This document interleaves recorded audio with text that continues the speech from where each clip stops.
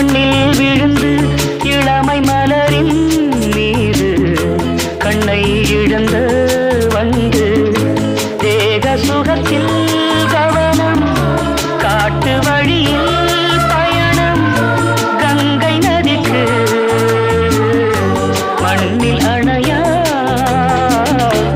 இளமையெனும் பூங்காற்று